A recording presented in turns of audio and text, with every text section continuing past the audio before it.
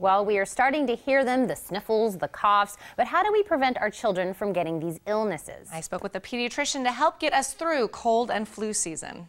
Well, we're about 2 months into the school year. Has your child already gotten sick with a cough, cold, maybe a low-grade fever? Well, according to a recent survey of school nurses, the winter season is the worst for sickness. So before winter officially arrives, how can you guard against the germs that your child is surrounded by at school? And how do you prepare so you're ready when sickness does strike? Well, nationally recognized pediatric Dr. Nina Shapiro is here to help. Doctor, thank you so much for joining me this morning. Thanks for having me. Well, I have 2 little ones at home, and I know I have experienced and my friends have experienced kind of that ew moment with kids. Tell us what that is. So that ew moment is exactly how it sounds. And again, you're probably teaching your kids to share. And so that ew moment is when they share their germs.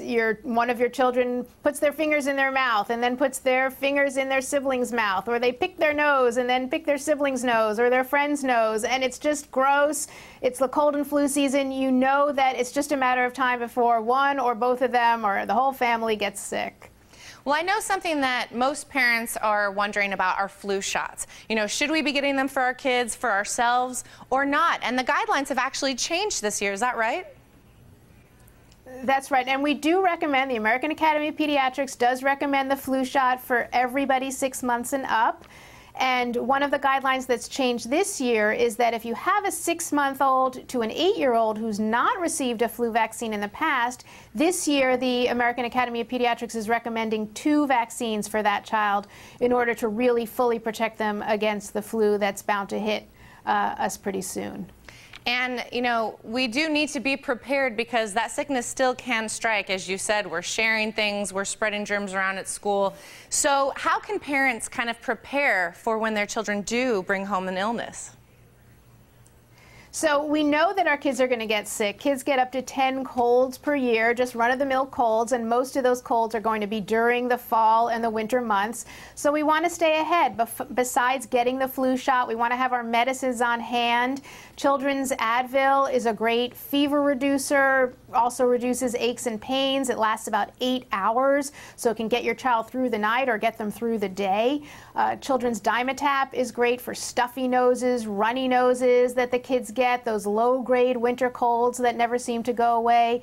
And then for more of that deep chest congestion or cough, Children's Robitussin day and nighttime formula will protect them from getting those coughs, spreading the coughs, and also get them to sleep at night and get them cough-free so they can rest and get better. Because we know they're going to get sick, so we just want to stay ahead of it, get them the medicines in advance so we can treat their symptoms as they come.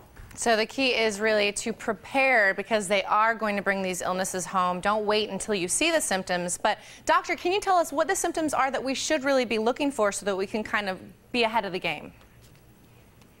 So the flu is very different from your typical winter cold or cough. So the flu comes on hard and fast, and unfortunately there's usually no warning. So this could be a child who goes to sleep fine at night, wakes up in the morning, they can hardly lift their head off the pillow. They have a high fever, no energy, muscle aches, fatigue, no interest in anything. So you want to get their fever down, get them more comfortable, give them a fever reducer so they feel better. The colds and the coughs, usually it starts with a cold and then turns into a cough. So the stuffy nose, runny nose, maybe a low-grade fever. You want to get their symptoms under control, and then it can oftentimes turn into a cough. And these tend to linger a little bit longer, but usually the symptoms are much milder, less concerning. If something progresses from a little bit of a cough to a high fever, that's definitely time that you want to call your doctor and get some advice and maybe even be seen.